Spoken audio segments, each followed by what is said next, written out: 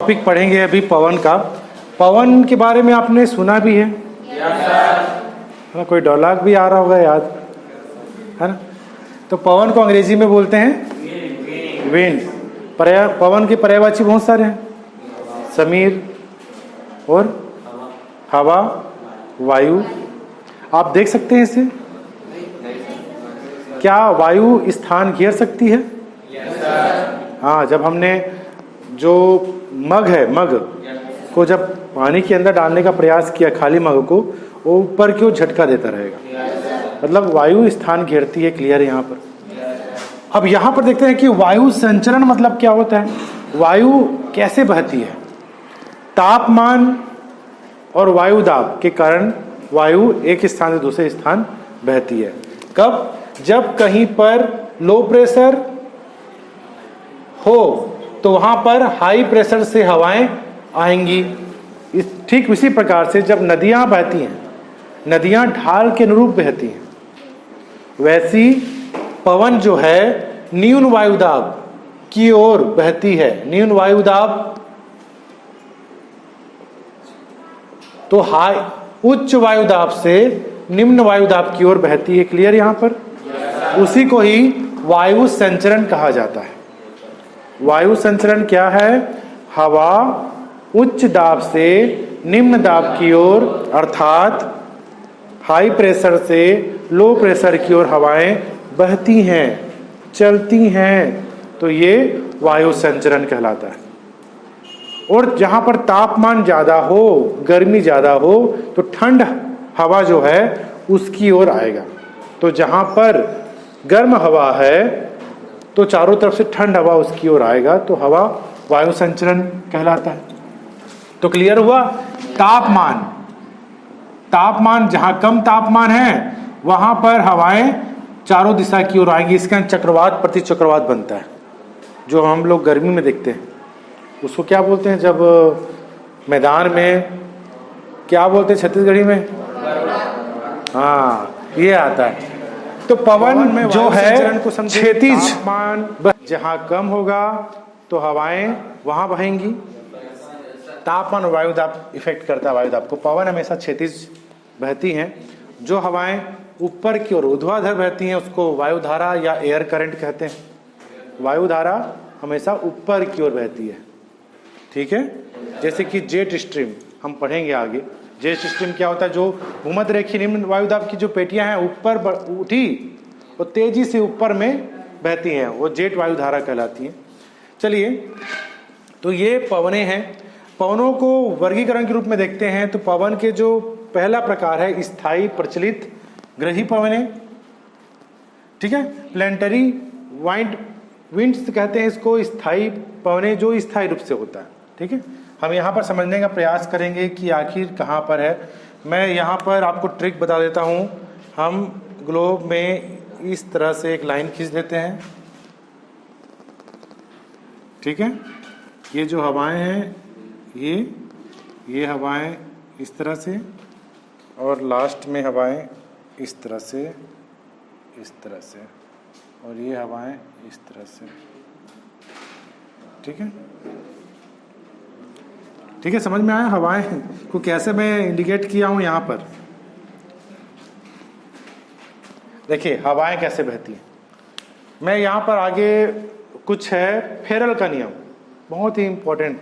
Feral का नियम क्या है, इसको थोड़ा देर में पढ़ें कि अभी पढ़ें? फेरल का नियम, चलिए इसको पढ़ ही लेते हैं। फेरल का नियम क्या है, ये प्रश्न पूछा जाता है ना। तो फेरल का नियम में देखिए, मैंने यहाँ पर क्या ट्रिक बनाया, मैंने एक ग्लोब बनाया और मैंने इस तरह से किया, और ये और इसको, ठीक है, इस तरह डायरेक्शन को बताया वायु का। अगर हम उत्तरी गोलार्ध में रहें, ये उत्तरी गोलार्ध है, तो हवाएं फेरल के नियम के अनुसार दाएं ओर मुड़ जाती है। समझ लीजिए मेरा सर इस साइड है, ये उत्तरी गोलार्ध है ना, दिखा? ये उत्तरी गोलार्ध में सर नीचे, मतलब ये दिख रहा है इधर, इसी टाइप के हूं तो हवाएं दाईं ओर मुड़ जाती है। दाईं ओर मतलब किधर? एक मैं क्वेश्चन देख रहा था कि जो बालक है कितने उम्र में दाहिना बाइना लेफ्ट राइट जानता है, पहचान लेता है? तो 6 साल की उम्र में, 6 साल की उम्र में लेफ्ट राइट पहचान लेता है। आजकल का बच्चा 3 साल 4 साल में पहचान लेगा तो उसको पहचाना नहीं कहेंगे, मगर एथेंटिक मनोवैज्ञानिक रूप से 6 साल का जो बच्चा है वो दाहिना बाइना जान जाता है। अब यहाँ देखते हैं कि आप लोगों को पता है कि नहीं? 15 साल के बच्चे हैं, दाहिना बायां पता है तुमको? दाहिना बाइना छत्तीसगढ़ी में जोनी और क्या देरी जोनी बोलते हैं। क्यों रूपी पता है? दाहिना बायां 6 साल के बच्चे को पता हो जाता है, मनोवैज्ञानिक ये कहता है। यानी कि आप लोगों को पता है। बताओ तो मेरा जो दाहिना किधर होगा? इधर होगा। क्लियर? दाहिना। तो उत्तरी गोलार्ध में हवाएं दाईं ओर मुड़ जाती हैं। दाईं ओर मुड़ी ना, ये दिखा? इसके डायरेक्शन में दिख रहा है कोडिंग। ये मैंने इसको ट्रिक बनाया था। उत्तरी गोलार्ध में हवाएं दाईं ओर मुड़ जाती हैं, दक्षिणी गोलार्ध में हवाएं, हाँ ये दक्षिणी गोलार्ध है। अब आप लोगों का डायरेक्शन में बाएं और बायां किधर हुआ? नहीं, ये डायरेक्शन में ये तो मेरा बायां हुआ ना, आप लोगों का बायां भी ये वाला। तो ये मैंने ट्रिक किया था इस तरह से, बाएं मुड़ जाती हैं। ये फेरल का नियम है भाई, समझ में आया? फेरल एक विद्वान थे, उन्होंने कहा कि उत्तरी गोलार्ध में हवाएं जो हैं दाईं ओर मुड़ जाती हैं, दक्षिणी गोलार्ध में बाईं ओर मुड़ जाती हैं। क्लियर? यहाँ पर समझ में आ रहा है कि नहीं आया सुमेश? और कोडिंग में मैंने इसको बताया इस तरह से, ठीक है? भी सही है। तो ये फेरल का नियम कहता है। और दूसरा नियम है, दूसरा नियम को देखिएगा। दूसरा नियम वाला कहाँ है? बायज बेलेट का नियम। बायज बेलेट बोलता है यह नियम भी उपयुक्त है जिस दिशा में पवन चल रही है, यदि उस दिशा की मुंह करके खड़ा हुआ जाए तो उत्तरी गोलार्ध में उच्च वायु दाब दाहिने ओर और दक्षिणी गोलार्ध में बाईं ओर। सेम वायु दाब की बात कर रही है और हवाएं चल रही हैं, क्योंकि उत्तरी ध्रुवी उच्च दाब है, यहाँ तो उच्च दाब ही चलेगा ना। तो दोनों का अर्थ, मतलब शब्द अलग अलग है, अर्थ एक ही है, दोनों वही कहते हैं। तो आपको याद रखना है बायज बेलेट का नियम। ये बहुत मोस्ट इंपॉर्टेंट फेरल का नियम आप लोगों को पूछता ही है। समझ में आ गया? उत्तरी गोलार्ध में हवाएं दाईं ओर, दक्षिणी गोलार्ध में हवाएं बाईं ओर मुड़ जाती हैं। मैंने डायरेक्शन में किया तो ये हवाएं मैंने मोड़ दिया। क्लियर? अब ये हवाएं इधर मुड़ रही हैं क्योंकि मैंने इसको ट्रिक किया।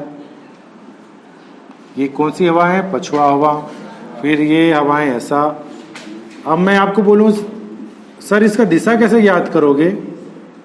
आप लोग ऐसा पूछोगे सर कौन सा दायां मुड़ती, कौन सा उत्तर पूर्वी? सर कंफ्यूज हो रहे हैं सर आगे। इसमें पुस्तक में दिया है कंफ्यूजन, तो आप कंफ्यूज मत होइए। ये दिशा को यहाँ डाल लीजिए। ये एन है ना, ये साउथ है, इधर क्या है?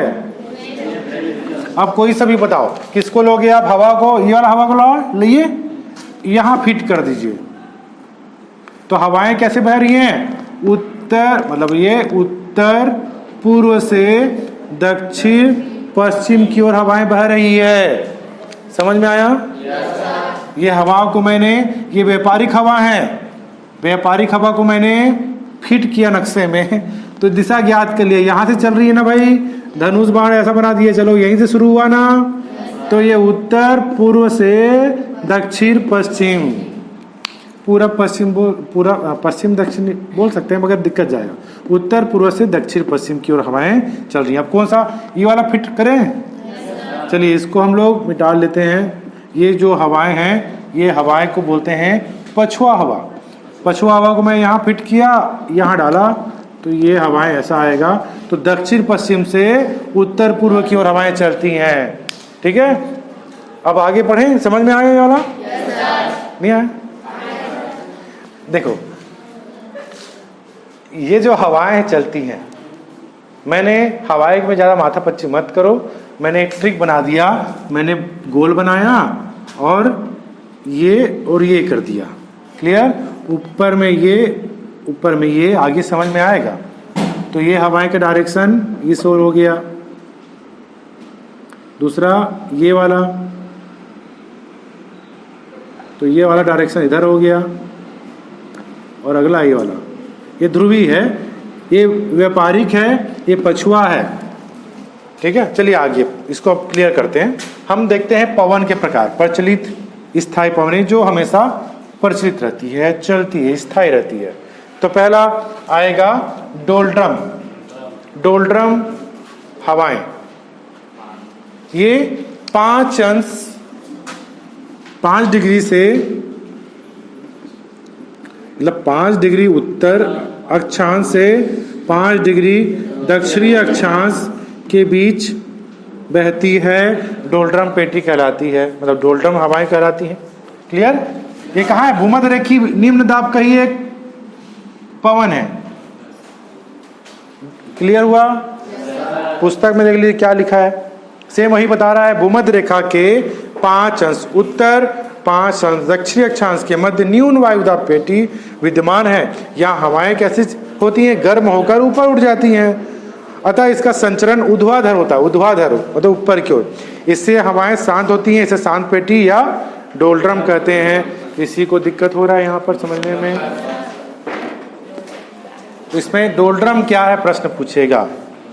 तो भूमध्य रेखीय क्षेत्र में 5 अंश उत्तरी अक्षांश, 5 अंश दक्षिणी अक्षांश के बीच हवाएं तेजी से गर्म होके ऊर्ध्वाधर, ऊर्ध्वाधर मतलब लंबवत, लंबवत मतलब ऊपर उठती है, तो वो कहलाती है डोलड्रम पेटी, डोलड्रम हवाएं। को समझ में आया? क्लियर हुआ?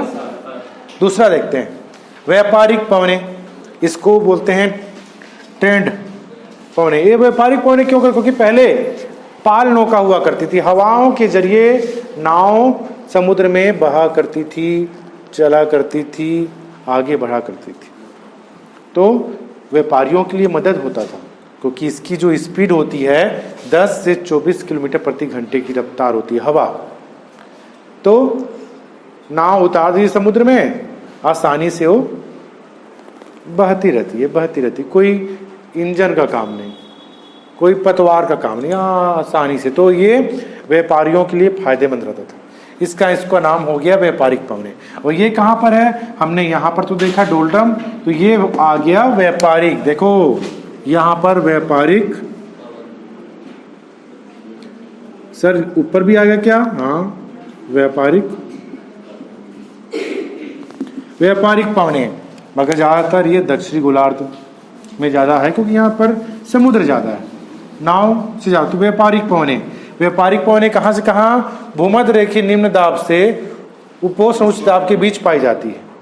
इसकी जो रफ्तार है वह 10 से 24 किलोमीटर प्रति घंटा होती है। इसकी जो दिशा होती है, दिशा कैसे होती है? खांचे में फिट कर दो। अब बताओ, दक्षिण पूर्व से उत्तर पश्चिम हवाएं बहती हैं। हवाएं व्यापारिक पवन मैंने फिट किया खांचे में, तो दक्षिण पूर्व से उत्तर पूर्व की हवाएं बहती हैं। इसमें व्यापारियों को फायदा होता था, इस कारण इसका नाम व्यापारिक पवनें रखा गया है। व्यापारिक पवनें में पवन की रफ्तार मध्यम होती है। ठीक है? और यह जो है कहाँ से कहाँ? 30 से 10 मानिए, इसके बीच है ना, 30 से 10 के बीच व्यापारिक पवनें है ना, या इसको 35 बोल सकते हो, 35 से 10 के बीच व्यापारिक पवनें। क्लियर हुआ? व्यापारिक पवनें की हवा कैसी है? दक्षिण पूर्व से उत्तर पश्चिम, दक्षिण पूर्व। ये जो हवाएं हैं इसको हम लोग दक्षिण दिशा में बोलते हैं, दक्षिण पूर्व। ये होता है उत्तर पश्चिम, ये है उत्तर पूर्व, ये है दक्षिण पश्चिम। अब दक्षिण पूर्व से उत्तर पश्चिम 8 दिशा हो गया। 4 दिशा तो है, मगर इसके बीच को हम लोग बोलते हैं दिशा। तो जानिए, प्रैक्टिकल में पढ़े हैं आप लोग। तो ये हो गया व्यापारिक पवनें। व्यापारिक पवनें की रफ्तार 10 से 15 किलोमीटर प्रति घंटे होती है। इसकी जो दिशा है दक्षिण पूर्व से उत्तर पश्चिम होती है और यह कहाँ से कहाँ 35 से 10 दक्षिणी अक्षांश के बीच प्रवाहित बहती है। व्यापारिक पवनें क्लियर। अब आता है अगला पछुआ पवनें। कछुआ नहीं ना, कछुआ को छत्तीसगढ़ी में क्या बोलते हैं? लिमान। लिमान बोलते हैं ना। पूछता है एग्जाम में। गन्ने को छत्तीसगढ़ी में क्या बोलते हैं? कुसियार बोलते हैं। अरे सब जानते हैं, ठीक है। तालाब को, हाँ ये सब जानते हैं। देखिए और ये बाद में आएगा। तो देखिएगा, डोलड्रम समझ में आया, व्यापारिक पवन समझ में आया। अब अगला आ रहा है क्या? पछुआ पवनें। व्यापारिक पवन के जस्ट पीछे ये है पछुआ। पछुआ पवनें।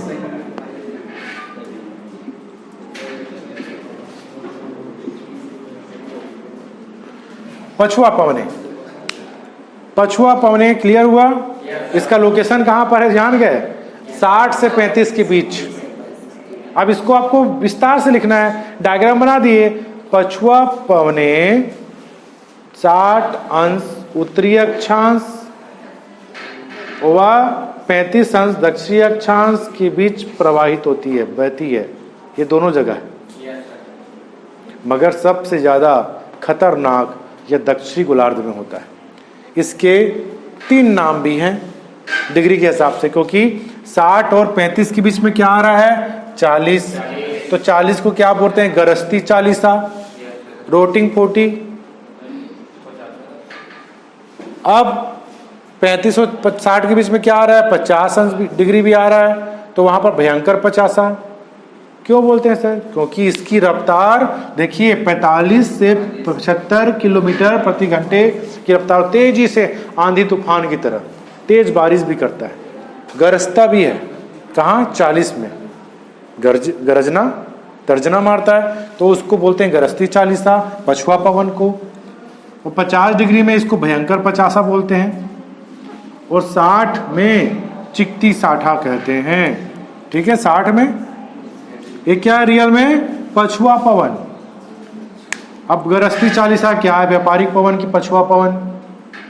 पछुआ पवन, पछुआ पवन माँ है।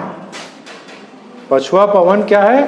माँ। और 40, 50, 60 उनके बच्चे हैं। तो याद रखिएगा, पूछ देता प्रश्न बाद में। गरजती चालीसा व्यापारिक पवन है कि पछुआ पवन? तो व्यापारिक पवन मार के आ जाओगे। तो भाई व्यापारिक पवन तो सब नॉर्मल है, न्यूट्रल है, सबसे संबंध अच्छा रखा हुआ है, मगर ये पछुआ गरज रहा है, भयंकर है, चिकती साठा। तो ये पछुआ पवनें हैं। इसकी दिशा कितनी, कहां से कहां देखो, फिट करें। इसकी जो दिशा है देखिए, यहां से उठाए यहां डाले, तो बताओ डायरेक्शन। नहीं वहां से नहीं, डायरेक्शन इधर। हवा कहां से आ रही भाई? उत्तर पश्चिम से दक्षिण पूर्व हवाएं हैं पछुआ पवन। तो ये हमने आज देखा पवन का स्थायी वर्गीकरण। हमने डोलड्रम पेटी को देखा जो कि शांत पेटी है, हवाएं बिल्कुल न्यूट्रल है, शांत है, कोई आंधी तूफान नहीं। व्यापारिक पवन मध्यम है, न्यूट्रल है, सब में एग्री है बेचारा, न्यूट्रल। मगर पछुआ पवन गर्जना, तर्जना, भयंकर, चिकती है ना, चिकती साठा, ये सब पछुआ पवन है, क्योंकि इसकी रफ्तार तेज है। तो ये हमने पवनों का स्थायी वर्गीकरण को पढ़ा। इसके बाद हम अस्थायी पढ़ेंगे। इसमें किसी को दिक्कत हुआ? फेरर का नियम क्या कहता है? फेरर का नियम उत्तरी गोलार्ध में दाईं ओर, दक्षिणी गोलार्ध में बाईं ओर हवाएं मुड़ जाती हैं। बायज बेलट नियम क्या है? उत्तरी गोलार्ध में उच्च वायुदाब, दक्षिणी गोलार्ध में भी उच्च। तो ये सेम बोल रहा है, हवाएं वैसी है। तो ये आपको ग्लोब दिखाई दे रहा है, आपको भूमध्य रेखा है, और यहाँ पर आपको 30-40 दिखाई देगा, है ना। इसमें 0 है, सब में 90 डिग्री लिखा है ना सब। तो ये जो क्षेत्र है यहाँ पर पछुआ पवन, यहाँ पर व्यापारिक, बीच में डोलड्रम, बीच में क्या है डोलड्रम, फिर व्यापारिक, फिर पछुआ, फिर ध्रुवी पवनें आएंगी लास्ट में। ठीक है, तो ये आज का क्लास यहीं पर समाप्त। नेक्स्ट क्लास में हम लोग अस्थायी पवनों को पढ़ेंगे, फिर पढ़ेंगे पर्वत समीर क्या है, घाटी समीर क्या है, इसको उतार लीजिए। ठीक है,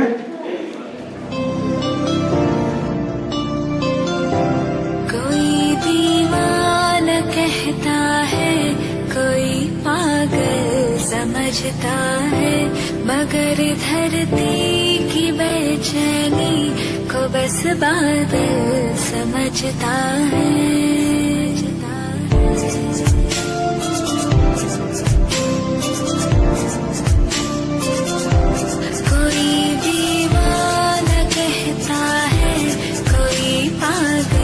समझता है, मगर धरती की बेचैनी को बस बादल समझ